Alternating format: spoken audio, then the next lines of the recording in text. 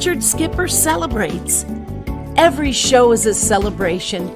Richard Skipper celebrates the best in entertainment. Each show, Richard delivers the artists you love, showcasing what makes them unique. Never gossipy. The antidote to a sometimes hectic world. Now, here's your host, Richard Skipper.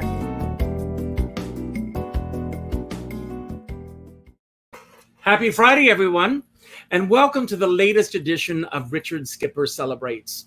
For those of you who are here for the first time, welcome aboard.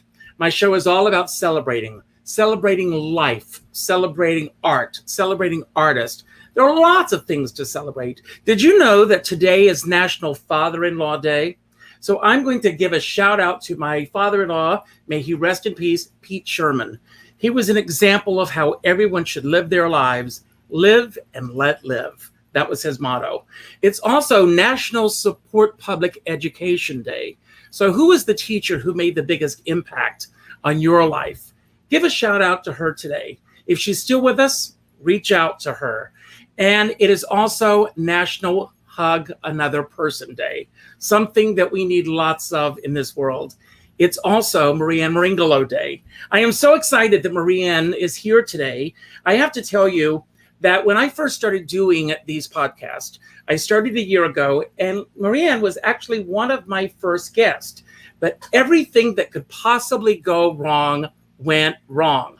The sound was off. There was no picture, everything. And after we did the entire interview, we discovered that it had not been recorded. But she didn't hold that against me, and she came back today. So a big shout out to Ralph Lampkin Jr. I'm going to shout out to you as well and celebrate you as well for bringing Marieann our way. Anyone who has seen Marieann on stage knows that she's a phenomenal talent. Don't believe me? Take a look.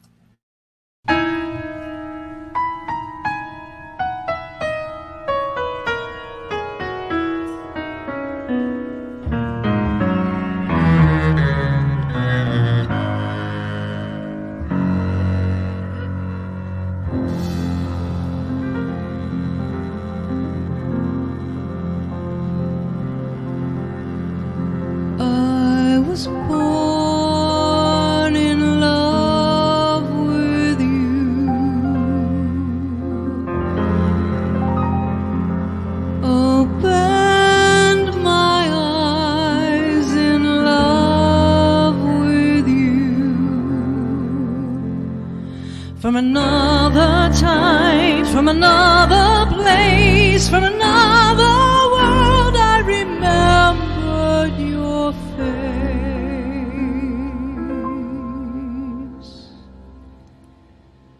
I walked to find the way to you, learned how to speak, to say to you, stay with me now through the mists of forever.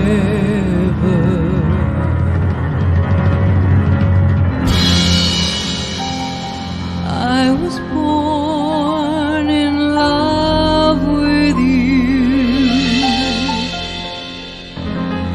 first saw the sun in love with you.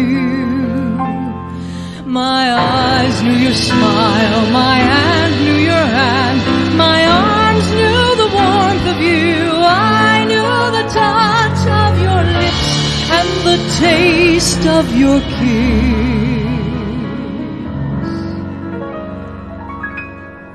before I kissed you.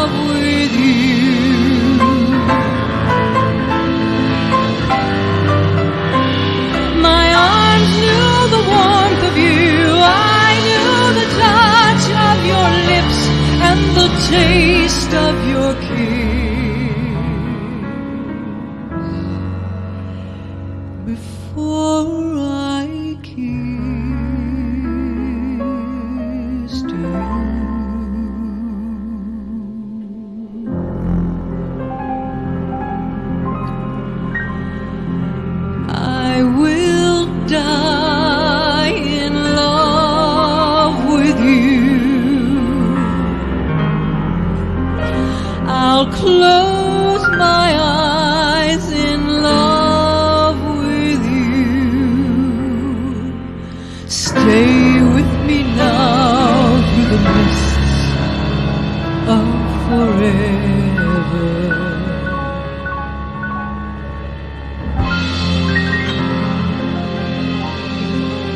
I'll be born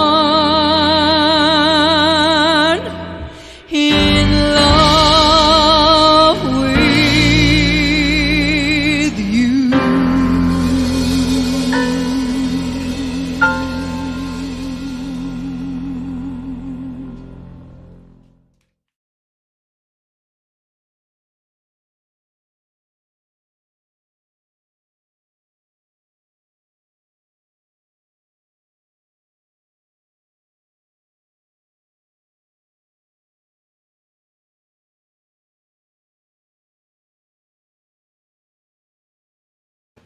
I think I was born in love with you.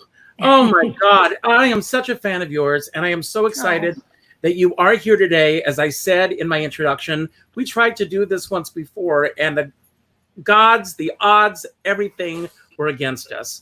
So, first of all, I want to ask, how are you doing really in the midst of this crazy world that we're in right now? Really, actually, I'm doing okay.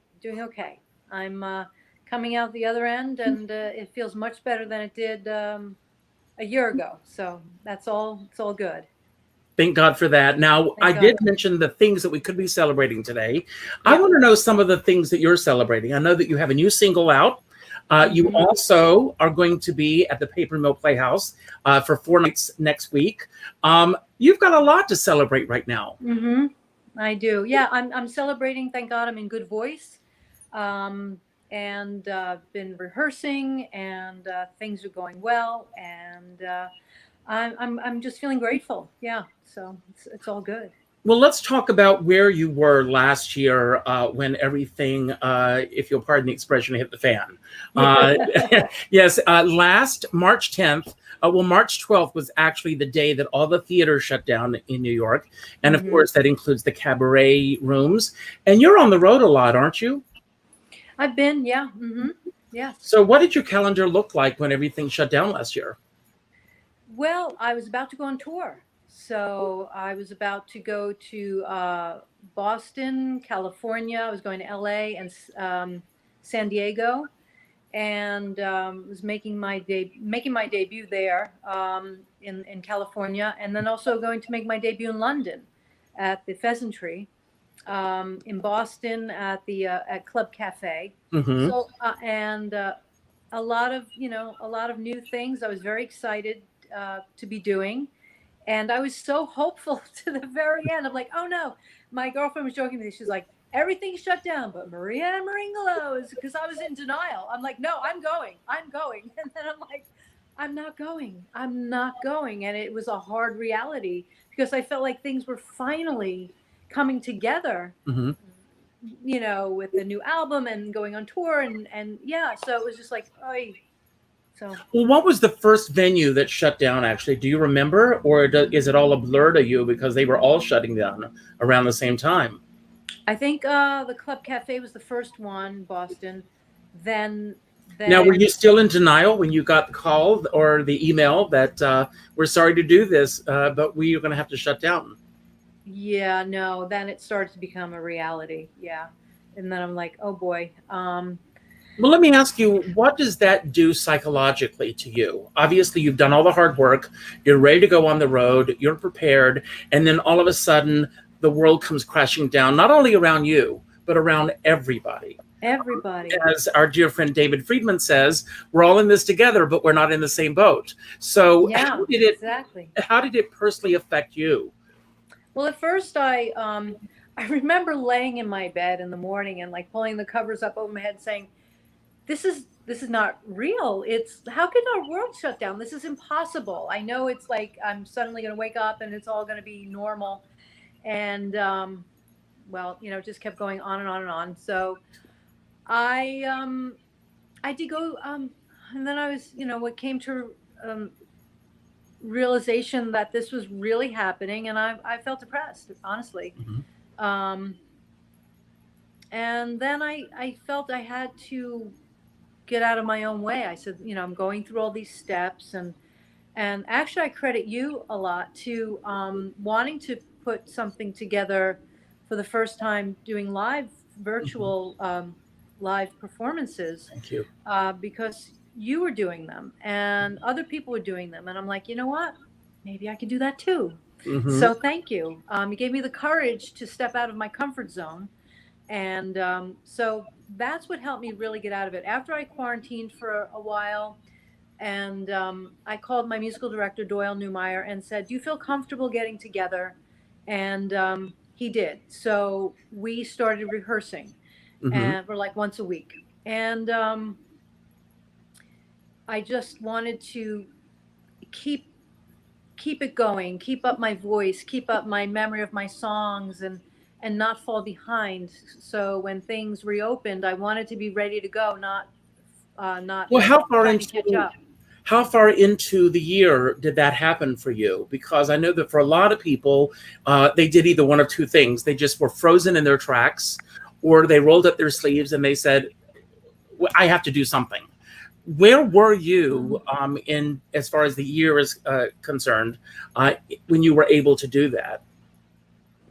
I think I'm trying to remember. I think my first Facebook Live concert, I believe, was in July. Okay. July. Hmm. Um, yeah. And then I had done some other things too. I'm part of Unity Church, so I was asked to be a soloist. So then I had to get, you know, technically savvy, which I wasn't so much. So that was a big learning curve. Hmm. And I got a new microphone, and I was trying to do things to look as professional as possible. Hmm. And so that was good for me. That kept me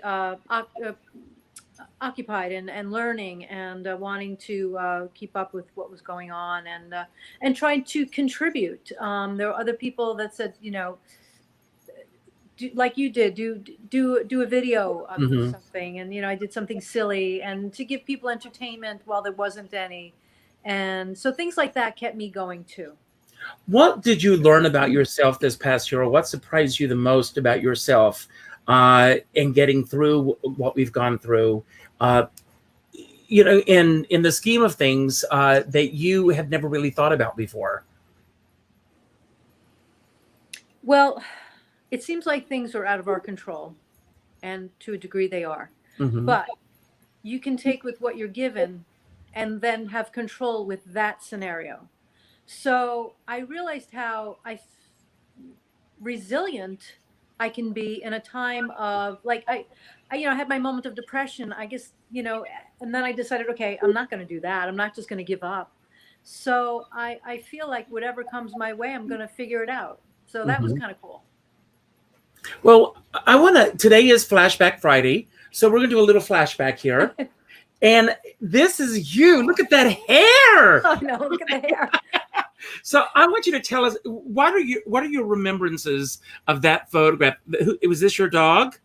It wasn't my dog. It was my grandparents' dog, Hmm. and his name was Butchie. Butchie, I Okay. believe. And that's in Brooklyn, at my grandparents, my mom's parents' house, and I loved being there. I loved Brooklyn. I loved my grandparents, my grandmother's particularly. We were very close, and yeah, so I used to love going to Brooklyn. I remember when I was a kid that I would get. I grew up on Long Island, and my 2 week vacation was in Brooklyn. You know, most kids went to camp. I would go to Brooklyn, so you know that was fun for me. Well, tell us a little bit about your parents, and do you have brothers and sisters, and where do you fit in the lineup? I have an older brother and a younger sister. So my brother John, he's a lawyer and he's a fireman. I'm so proud of him. He became a fireman. He joined the fire department the day of 9/11. Wow, He God felt bless them. hopeless, and then he became. You know, he was in the 20. I don't know. Yeah, he's still in it. So he became the chief. You know, amazing. My sister is so proud of her too. I love her. We're very close too.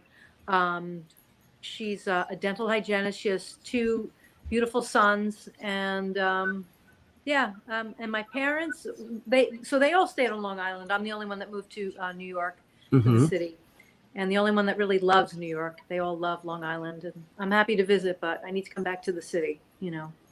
But yeah, I grew up out there, and Now, did your family travel into the city? Did you go see Broadway shows?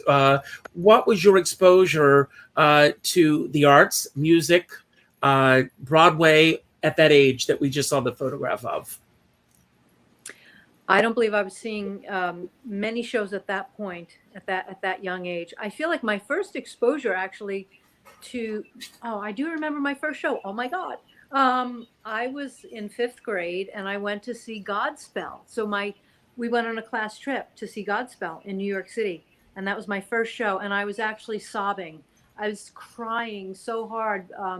And I remember one of the kids actually teased me because I was crying. And the teacher was like, leave her alone. You know, I mean, she's sensitive, you know, or whatever. I was getting, you know, what was going on, Mhm. not even realizing that I really got it.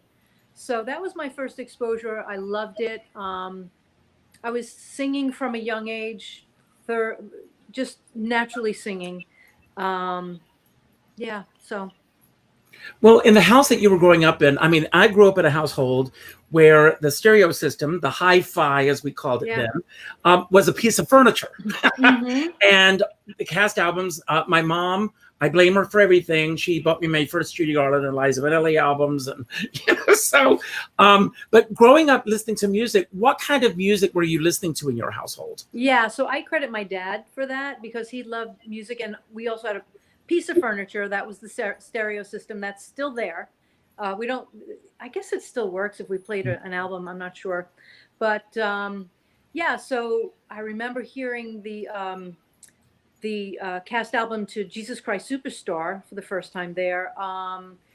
We were always having Frank Sinatra in the background, Barbra Streisand, shows, Fiddler on the Roof, a lot of Broadway shows, and more of the standards, Johnny Mathis, and yeah, so that was what I grew up with, and that's when I fell in love hearing Barbra for the first time, just Mhm. you know, as And if growing up anyone as a says kid. Barbara Who, you can leave right now. Right. But I mean, did you have music as a background in your house? I mean, was music always playing? It was always playing, but no one was playing music Mhm. personally, but we were listening. Yeah, so yeah, my dad was musical as a kid. He kind of played the piano a little bit. He tried to, he had gotten me a guitar at one point. But I remember the strings were so thick, like I couldn't even press on them. Yeah, and I felt like such a failure. I'm like, I can't play this instrument, you know? And then I actually remember one of the kids in school was a guitar player, and he came over and he gave me his guitar to try. And I'm like, is this what it's supposed to be like? I'm like, I could totally move my fingers on that. But anyway, I didn't pursue playing guitar or anything like that. I just, it was more of the singing that was just came natural to me. In fact, Well, my when you started third, singing, oh, was it yeah. a subconscious thing that you were doing, or were you very much aware that you were singing? And when was the first time that the people around you, your parents, your siblings, anyone, your grandparents, said, "Oh my God, she's got a voice"? Yeah, well, it's funny. I remember my 3rd grade report card because my mom kept all those Mhm. papers and records and things. And my music teacher actually wrote in there, Marieann has a beautiful voice. We should encourage this. And nothing happened. I mean, nothing really happened, you know. I would be in the choir and I would sing. It wasn't until I was 14 that I came home and I told my mom, I said, I'm going to be in the talent show. And basically like, what are you doing? I'm like, I'm going to sing. And they came to the talent show and I sang Don't Cry for Me Argentina. And my mom, they couldn't believe it. I got a standing ovation. And I remember after that, I was known as the kid with the voice in school because I was very quiet. And so then after my parents knew I can sing and had this voice, I remember going to Brooklyn one time and like on the back porch, they had me sing and my grandparents and my aunt and my cousins and anytime there were family events, then everyone was like, could, you know, had me sing. So yeah, it became a thing. And what are your earliest impressions of you wanting to do this as a professional? It's one thing to be able to sing and to do shows on the back porch, but to pursue it as a career is a completely different ball of wax. So when did that shift take place in your life? I knew it at 14 that after I had that first experience on stage, that was where I wanted to be. Yeah. And did you immediately start taking lessons? Did you come to Manhattan? How did it begin for you? Well, through school, I was in the choir, and then I was in the select choir, and I learned how to sing properly. I feel like I always knew how to sing, but I just it just came natural to me.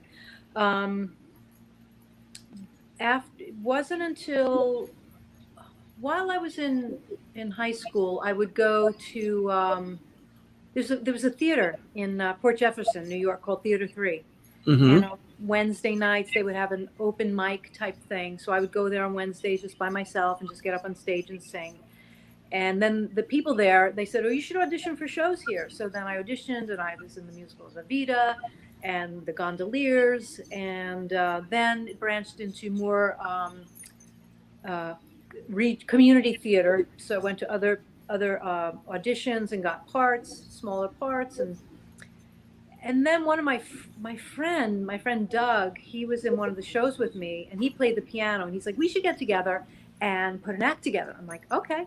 So we started working. We had our first audition at the Duplex. Wow. And was this the old Duplex, or is this rejected us? Oh my God, we were ready to go celebrate. I think how old was I? I was like I don't know, 17, 18, something like that.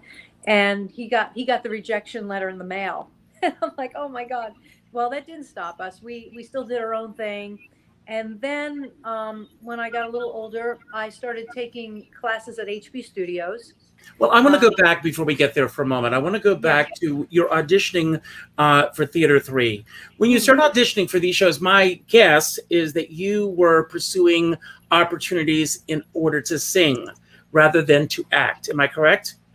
Yeah, both. I wanted to be an actress too, and I had a dance, which didn't come naturally to me, but they were very patient with me, and I had a few. I would dance in the chorus, but ask me to dance today, it's not pretty. I'm a great freestyle dancer. That's pretty much it. But yeah, so I wanted to do musical theater, so that was my goal. I thought I was going to have a musical theater career. And so then I started going auditions in New York, get the backstage paper, read the auditions, go into the city, the cattle calls, and I would hardly ever get to sing. I would get typed out. You stand in a room they take you in 10 at a time. You stay, and then I end up leaving. So that's when I said, well, I'm not going to take no for an answer. I'm going to just do my own acts. I'm going to, I'm going to put together a show and sing the songs I want to sing. And that's how it all started, because I kept getting rejected so much. Well, when, where, and how did the move from Long Island to New York City happen? And where did you live when you first moved to New York City? First moved to New York City. Well, let's see. I was to come to New York City. I knew that I needed a job, and I thought, well, what better job than a waitress? So I was 21. And I got a job as a cocktail waitress at the Marriott Marquis. And then I got my first apartment, had the job lined up, and then I got an apartment in Battery Park City. So did you get a roommate right away, or were you on girlfriend? I had a girlfriend at the time. And she came in to stay with me in the city, and and that was it. So, and then I worked, that was it. Then I was living in Manhattan from that point on. I can't tell you how many apartments I've had since, because my mom said she just started writing it in pencil so she wouldn't have to cross it out anymore. Because I think I moved once a year, and once I was in the city. It's so funny. I was talking to someone today, and he said, well, where did you live when you first came? And I said, I lived in every borough of New York City except Staten Island. And, and then ended up in Rockland County. But you're going to auditions. Did you know essentially how to play the game when you first came to New York? Or how did you learn as you were going along? Yeah. So I would go to those. Do you remember Judy Jordan? And, Yes. Okay. Well, I used to go to her things, and who was the guy? Her husband? I don't remember him. Shepherd. Yeah. Yes. Billy Shepherd. Billy Shepherd. Billy. Okay. Judy Jordan, Billy Shepherd. So they promised me. They said, "We will get you on the Joe Franklin show," and that never happened. I was really upset. I'm like, you promised me. I called up Joe Franklin myself. I'm 21 years old, and I call him up and I said, "Joe, I'm Marieann Meringolo, and they promised to put me on your show, and they didn't do it. And so I'm pretty upset." He's like, "Well, you know what? I'm going to put you on my show." And he did. That was Joe Franklin. He was very much like that. Yeah, he was amazing. And I was on the show maybe 4 or 5 times. That's where I met Bob Diamond, and who was the producer at the time of the Joe Franklin show. That's right. But anyway, so that's how that started. And I had a lot of chutzpah back then. I remember I was singing down at this restaurant called Ponte's in the city. Oh my God, you're bringing back memories. Benny Martini, remember Benny Martini? Yes, yes. I can't believe I'm remembering all these things. I can't either. It's like it's all coming back. It's crazy. So in the other room, you won't believe it, is Regis Philbin. He comes up to me, he goes, "Wow, it sounds great from the other room." I'm like, "Well, thank you." And so from that point, I was doing, at the time, I was singing at 88's, and I had my own show. I was celebrating the music of Steve Allen. And I had the show videotaped on a VHS, and I sent it to Regis with a personal note. "Okay, I'm home. My phone rings. I pick up the hello. He's like, "Marieann?" I'm like, "Yes." He's like, "Hi, it's Regis Philbin." I'm like, "Oh my God, I'm like, nobody's here to hear this." And he's like, I want to tell you, I think you're terrific, and I really love your voice, but I can't do anything for you until you have your own CD album. I'm like, "Okay." He's like, "So keep going, and keep in touch." Well, I kept in touch. I finally had an album. I let him know, but I never heard from him. So anyway, but that was a pretty amazing thing. So I would get all these little bites and things, and that kept me going. As you know, it's like we all get discouraged at some point. And now, I first became aware of you when you were singing with Spiritus. How did that come about? And when did you feel that it was the right time for you to move on and start pursuing your own work? Or were you doing it simultaneously? I was doing it simultaneously, but the way it happened, so as I was working at the Marriott Marquis, I worked on the 8th floor, and Britt Hall, who was in the show with me, worked on the 48th floor. We didn't know we worked in the same place together, but we got cast in the show. So we became friends being in the show, and then we realized we work at the same place. And we had a mutual friend at the time, and I was expressing to her, I'm like, "Wow, I would really like to find a spiritual outlet for my music." And she's like, "Well, why don't you call Britt? He has a church, I said, "Well, I had no idea. I didn't know he had a church." And that, so I called him up, and I said, "I would love to, come sing." He's like, "Well, I have this group. Oh, I know what it was. He asked me to come to see them. I saw Spiritus singing, and they were singing Seasons of Love. And I thought, oh my God, they were incredible. And I'm like, I'd love to be a part of a group like that. They were so cool, and the sound was great. So I told Britt, I said, I would love to audition for Spiritus. He's like, "Honey, you don't have to audition, you're in." So that's how it became part of Spiritus. So I started singing there as a soloist at Unity and part of Spiritus, and that's going on 21 years now. Wow, that's amazing. Yeah, there were times when I had to take a break from Spiritus because we would get together once a week, then we started touring a little bit, and then I felt I wasn't giving enough attention to my own singing career. So there were times I took a little break, but always part of my life, and I'm still a part of it now, although we are in a... Well, when did you start to feel that you had found your footing in the cabaret community as a singer? You have this amazing, we saw a glimpse of that in the opening that I showed, but you have this amazing control on stage. You are very much in control of who you are, what you are, how you are, all of those elements come together. When did that first resonate with you that, wow, this is where I belong? I've always felt that that's where I belong, but I didn't always own it. I would let my nerves get in the way of being my best on stage. I would get so nervous that sometimes it just wasn't coming out natural. My talking, the singing, my lip would quiver sometimes. So that was discouraging. And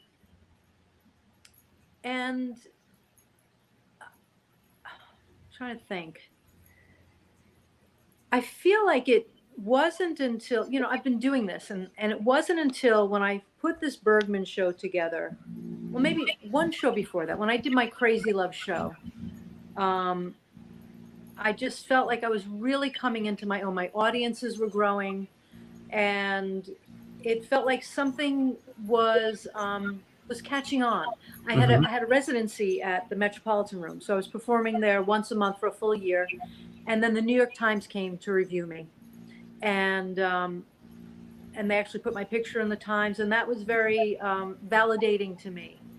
So then I thought, you know what, I need to step up to where I see myself going. I have to match that. So it was all these things that make you realize I am on the right path, and I need to honor that. So Well, you bring up an interesting point. So many people, you either are very ambitious in terms of the way you pursue your work, or you are lucky, not taking anything away from the talent, with the people that the connections that you make along the way. On that spectrum, where do you feel that you fit in? I guess both, but mostly not giving up, being, persistent, and just not taking no for an answer. And if one door closes, to figure out how to keep going, and then figuring out who I want to be a part of my team, along the way. So when I was putting together the Bergman show, I knew I wanted to have a great director for that. And I asked Will Nunziata to come on board. Oh, wonderful. And he was happy to. Let's back up for just a moment. I want to talk about the process of putting together a successful show, a successful CD to go with that. The Bergmans. Mm-hmm. Why the Bergmans? Would you say why the Bergmans? Why the Bergmans? Why was it that you said, "Wow, this is what I want to devote my time to"? Well, they were on my mind for a long time. I had first put together a show of Michel Legrand and his music, and that really resonated with me musically. And I was finding that most of the songs I loved so much were the ones that had lyrics by the Bergmans. So, and I loved how deep their lyrics were, and I loved how when I sang them, it felt like I was always singing them for the first time, tapping into something or learning something new or just discovering something. So it just came time that I was like, okay, I need to put together a new show. And I thought, let me do this. And one thing I was nervous about was, how do I make that an entertaining show too? Their music is very deep. Their lyrics are deep. So that felt to be a challenge. And so then we took that idea. So then I presented it to Will, and we started brainstorming, and I was listening to all of their music, just seeing yes, no, yes, no, yes, yes, no. And then we got a list and just even took that down further. And we said, well, how can we tell a story with these songs? And so that's where, you have this big pile of music, and you chunk it down, and by way of what is your message? What story do you want to tell? And that's how you figure out what songs are going to stay and what songs are going to go. And did you decide when you went into this project that you were going to have a CD on the other end of this? Or did that Not right away, no. Okay. Maybe it was in the back of my mind, but it wasn't until after the show was put together, and I just was feeling the energy of this music and how my voice felt perfectly for it. And I thought, I want to make this an album. Yeah. So that's how it came together. It wasn't until it was already put together and that I thought it would be so great to have this recorded and to have people have it as an album. And I want to talk about another collaboration that you have, and that's with Doyle Newmyer. You've been together for so long. What is it about the two of you coming together and creating the music that you're creating? Well, he and I guess it's an not unspeakable. It's an undefined connection where we just get each other. And I feel so secure on stage with him when he's playing that I never worry. If I miss something, he's right there. When we're collaborating together, we're just on the same page. And I just feel so supported by him. And he understands me, and he knows what arrangements to give the songs that make me shine. And but yet our spirits are just so good together. That's great. And and he's become a real dear friend. I mean, over the years, I love him so much and respect him so much. So do I. Absolutely a great guy. Since you've come into the cabaret scene, and there have been a lot of changes over the years, both good, bad, indifferent. What are some of the biggest changes that have taken place since you first started, and you miss about those early days that you were just getting your footing in the cabaret community? I feel like there was a bigger nightlife. You can go to 88's or, well, I use 88's a lot, or the Duplex. It just seems that people were hanging out, or Rose's Turn, after it was, the original Duplex. So you can go downstairs, you could belt out a song, and you say, I have a show upstairs or downstairs, whatever, and you could kind of get an audience to come right up and watch your show and just live in that moment of live entertainment. And there were also the piano bars where you can promote your shows that way. And it was a lot of fun. I mean, well, do you think that social media is the culprit as far as destroying that? I don't think so. I don't think social media has destroyed that. I don't know. I mean, a lot of the clubs closed too, so it was a different energy. I mean, I got older too. I don't know. I'm not hanging out till 4 o'clock in the morning anymore. I can't believe you just said that. I just had this conversation earlier today with someone. I mean, I don't know. Are kids still hanging out that late and singing in piano bars? I really don't know. But it was so much fun. And there was a sense of community. Yeah, it was a community that we all supported each other. And it was an extended family that is not really there. I mean, it is there, but it's not there the way it was. I feel like say you and I, we support each other. There are other people like Sue Matsuki and, just other people out there who love the cabaret community and do their best to keep it together. And, but yeah, I miss the piano bars, and I miss just hanging out and and you can still go to piano, like Don't Tell Mama still has it. I haven't been since the pandemic, since they reopened, but it's different. It's a lot of tourists, which is not bad, but it's not the same as what we had. I totally agree with that. Now, what has changed the most since your first CD came out? I know that your latest music is a single. How do you get, I mean, you're very fortunate because you have Ralph Lampkin Jr., and I will tell you, he does his work. He's there in the corner. But what is the biggest issue for you in terms of getting your music out to a wider audience in today's world? As hard as Ralph works, it's a very competitive world. And so I'm on the Blujazz label right now, and working with Greg Pasenko along with Ralph. And so Greg is doing an amazing job getting the music out there. Now there's new tools in place to help get the music out there to different stations in a different way, where they can actually could be totally accountable for, where people can't disc jockey can't just say, oh, I played the album or I played the song. It's now recorded and no one could fudge anything. So right now apparently I'm getting a lot of airplay. That's great. Yeah, which is great. And Spotify has changed things. Social media has completely changed things. When my first album came out, there was no social media.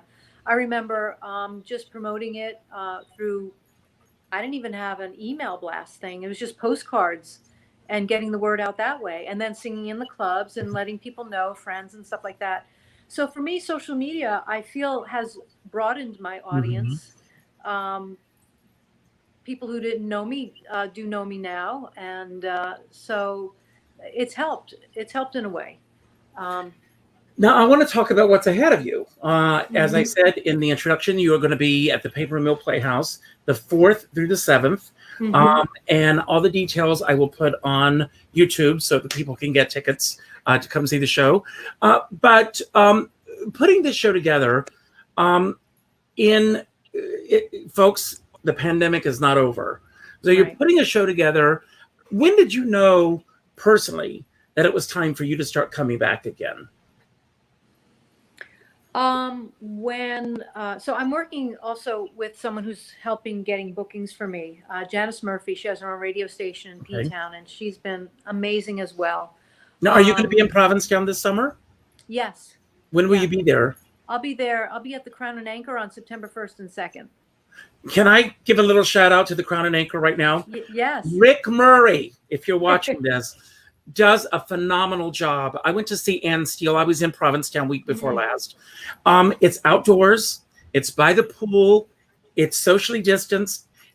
They are covering every T, dotting every I to make sure that all the protocols are in place. So if anyone watching this can get to Provincetown to see Marieann, please get there. It's really great. Thank you. Well, when I knew it was time to start performing, so things started coming in. People saying, am I available for booking? The first thing I got, it was still virtual. I was at the town hall, and the very next day they were opening it up to a live audience in their space. So for now, so the Paper Mill is still outside, Paper Mill Playhouse. Although we initially had a rain date, which would be the Sunday, the 9th. But now they said if it does rain, they have an indoor space. So I don't know how that's going to happen. Hopefully it doesn't rain. The Crown and Anchor's outdoors, as you said. I'll be at the Club Cafe in Boston. That is indoors. So that's going to be my first full show indoors. And I think, seeing how things go. I mean, we don't know with this new strain if it's going to inhibit shutting things down again. I guess we'll see. What else is going on? So right now, and then I'm at Feinstein's 54 Below, but not till December, and that's indoors. I have a private gig that's going to be indoors as well, but people are still socially distancing themselves and wearing masks, I guess, indoors. So have all the bookings that you lost in the last year and a half come back? A lot of them you just mentioned here, but like London, other... Yeah, London is trying to book me again. It's just I'm trying to figure out when to go. It's, it's not... I'm trying to build something around it, like a little vacation. So I'd like to go when the weather's nice. So that's in the works right now, talking about that. Women's Week, probably in Provincetown in October. There's another club called the Music Room in Cape Cod. We're booking that for the first time. California, I know what is it? Martinis. What is the name of that place? In San Francisco? No, San Diego. Okay. Martinis. Okay. They closed. Yeah. Wow. I hope they reopen, but as last we heard, they weren't open. So Feinstein's of Attilos, I don't know yet. I think they're booking, but so far nothing. I think I'm going to wait a little bit because it's a big trip and things are still kind of up in the Mm-hmm. air a little bit. Mm-hmm. Mm-hmm. You know, Do you like being on the road? I do. I do. I loved when I was doing the cruise ships, and I love making a living at what I love to do. So Mm-hmm. I find that the out of town gigs are where you make the money. So, so I love it. And then it introduces me to new audiences. And yeah, so You know, it's it's great. funny because everybody, for most people, the goal is to get to New York, do a show at Right. every room in New York. But with very few exceptions, you're not going to get paid in New York. Right. So when I was on the road a lot and I loved it, I always used New York, believe it or not, to try out my material to take it on the road. Mm-hmm. That it was the complete opposite of what most people do when it comes to pursuing their career. How do you map out a tour? Are you hands-on with putting this together, or do you have someone who handles that for you? Well, right now, Janice Murphy is handling it, and she just writes me to say, "What do you think of this? Can we, you know, because I'm going to be in P-Town, that the music room came up. Ann Hampton Callaway was there recently, so we're trying to build something Mhm. when I'm out of town a little bit in that area. So she builds things when I'm in certain areas, and then if a booking happens in one area, then we see what else we could build around that to make it make sense as well." So what was the first, I mean, going back over this year, what was your first time in front of a live audience again? And what was that experience like for you? Well, actually, I was a guest in at the Green Room 42 for Mhm. Anthony Nunziata, Mm-hmm. and I sang one of his beautiful songs, and that was that was my first live audience, and that was about a month ago, Mm-hmm. and it was received really well. I felt everybody was socially distanced. They did a great job as far as that. The the audience is 12 feet from the stage, and all the tables are 6 feet from each other. And it was a beautiful experience. Yeah, I missed it. It was just to be on stage was pretty amazing, and to have an actual audience clapping and loving it. So yeah, that was the first time, and it was beautiful. And what is on your bucket list that you have not had the chance to do that you hope is definitely in your future? I would love, one of the things I'd really love to happen is the Bergman show to be orchestrated for a full orchestra, and then to be doing the performance arts centers, doing Mhm. that show, you know, around the country, and then ending up God, at, does that show lend itself to that? yeah, So thanks. I And hope then it ending, happens. I want to end up at Carnegie Hall. That's where I want to end up. Have you played Carnegie Hall? No, What are you waiting for? I What are know. they waiting for? So I hope it's going to happen. I know it's going to Thank you. happen. Watching the trajectory of your career, I noticed that it's there. If you can go back to that young girl that we saw in the photograph, based on everything that has happened in your life up to this point, and you were to sit down face to face with her, what would the conversation be like?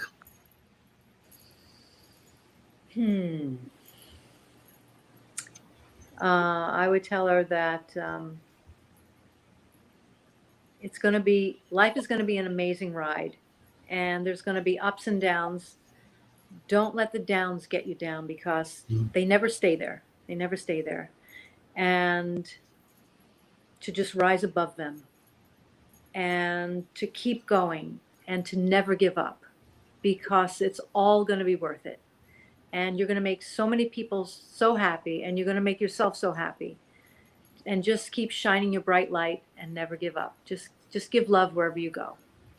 And I want to ask you, in this ever-changing world that we're in, what is your preferred method for listening to music?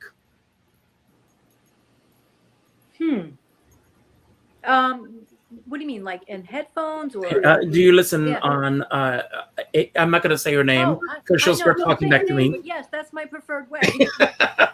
What's your playlist consist of? You know, I'll say songs. I'll say things like play Sarah Bareilles and similar artists, things like that, or play John Legend and similar artists, play Nancy Lamont and similar artists. Yeah, play. I'm that, and then I'll say play Marieann Meringolo. I do that too. I was listening to you all this afternoon. Now I'm going to play a little game with you. I've got some questions that are generic questions that I have put together. And they are not questions that are directed directly at you, but it's fun just to give us a different side of you. So who had the most enviable parents among your friends?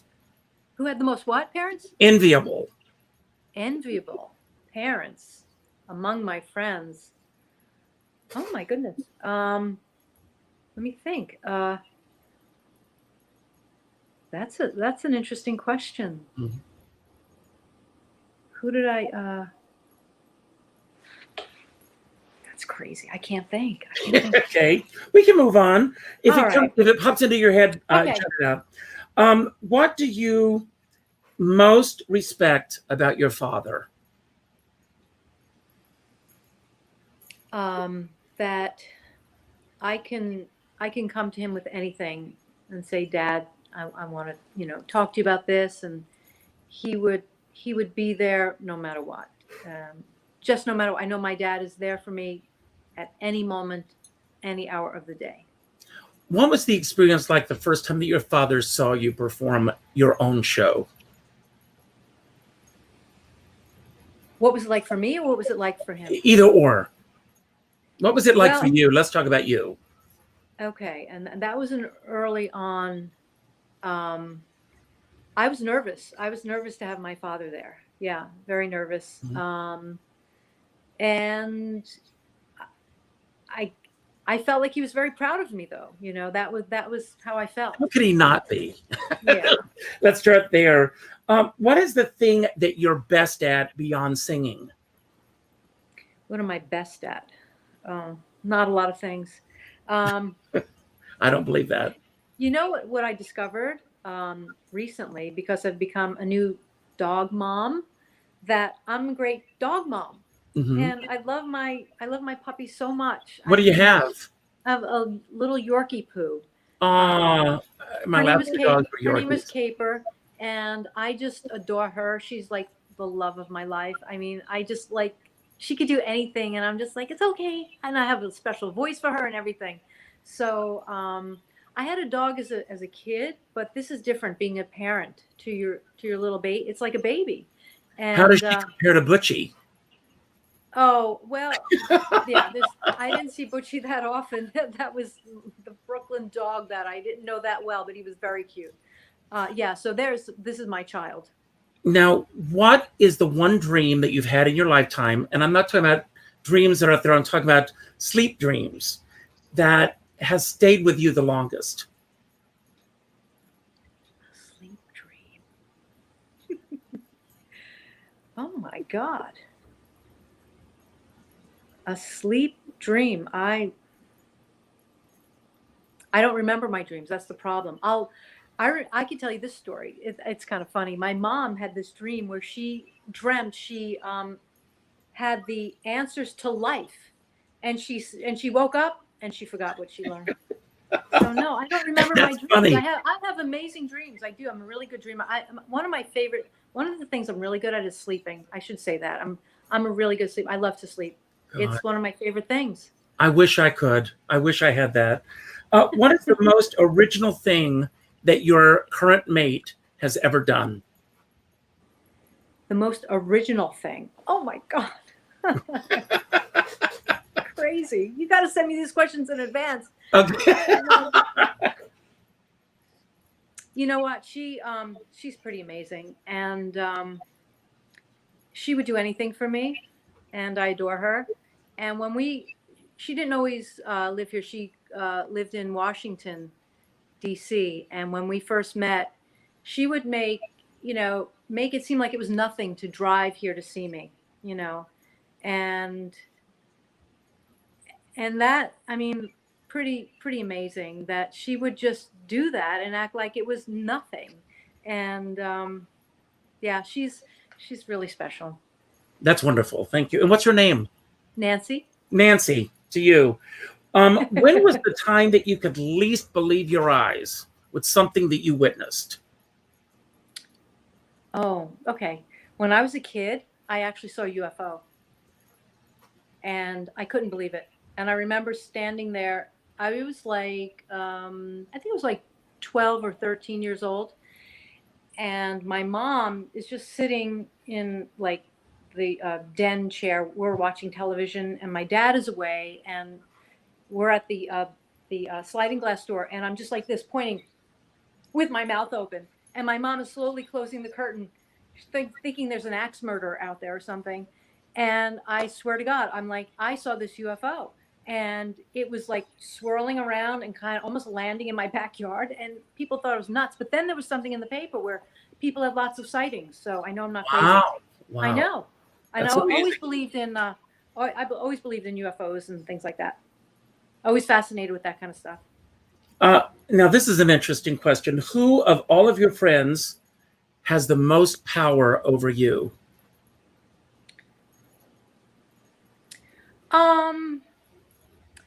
I would either say it's between two, Britt or Tony. Britt Hall or Tony Condos. My two best friends that I would do anything for them. And, it's just you and me talking with this next question. But what was the wildest thing that you ever did in public that you got away with? The wildest thing. What have I ever done? Oh God, you keep stumping me. What have I done? I'm boring. No. Well, go out and do something wild tonight and then report back to me. Can you do that? Okay, I guess so. Oh, Great. That's terrible. I can't think of what I did that was wild and crazy. Well, Marieann, I can't believe it, but we are at the end of our show. That's the last question. But I want to thank you for being here. Ralph Lampkin Jr., thank you so much for setting this up, making this happen. I want to thank all of you who joined us this afternoon. I know that I don't take for granted that you could have been anywhere else for the last hour. And the fact that you chose to spend it with us means the world to me. So thank you. If you're here for the first time, I hope that you will subscribe to Richard Skipper Celebrates on YouTube. We have a lot of great entertainers coming up next month, including Leslie Ann Warren. I'm so excited about that. Some great interviews coming up next month, but they're all exciting. So please tune in with us. Leave a comment on YouTube. Even if you've left a comment here today, by going to YouTube and leaving a comment, hitting the like button, what that does is that increases the ranking of this particular video. And if you're so inclined, you can also share this with your friends. And if you can tell them if they don't have time to watch it, they can listen to it where they listen to their favorite podcast. So please do so. I also end every show by telling everyone to go out and do something nice for somebody else without expecting anything in return. Go to your Facebook friends list, and the third name that pops up, reach out with a phone call. Not an email message, not a text message, not a private inbox message, but a phone call. And let that person know that they matter in your life. As my dear friend David Friedman says, and I said this earlier, we're all in this together, but we're not in the same boat. And you never know what someone else is going through at this time. But if you're going to be out on a boat, make sure that you bring a skipper along. Now, we do have a winner today, and she's going to get an autographed copy of your CD, and that's Elizabeth Ann. Do you know each other personally? Elizabeth Ann, I don't know. I can't see the name. Okay, I will make sure that I get the information. I will get it to you, and I'll take care of postage or whatever cost to get the CD to her. So please let that happen. Thank you. And I want to thank you, Marieann, for the gifts that you've given to the world and that you will continue to give. I thank you for being here today. I'm going to leave the screen, and I'm going to give you the final word. Anything that you want to say about anything that we talked about today that you want to expound upon, anything that we didn't talk about that you wish we had, or just any message that you want to put out to everyone who's watching now. And I'm going to try to get to Paper Mill next week because I want to be in the audience for you. Thank you so much for doing this. Thank you, Richard. Well, I just want to say that I feel blessed, and I want everyone to feel blessed in this life. And I did have a new single come out, and I would love for you to hear it. I'd love you to watch the video on YouTube.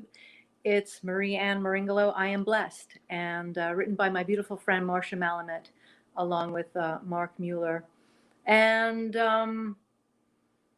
just take that in and know how important you are and how important we all are. And thank you for being here today. Sending lots of love. Bye.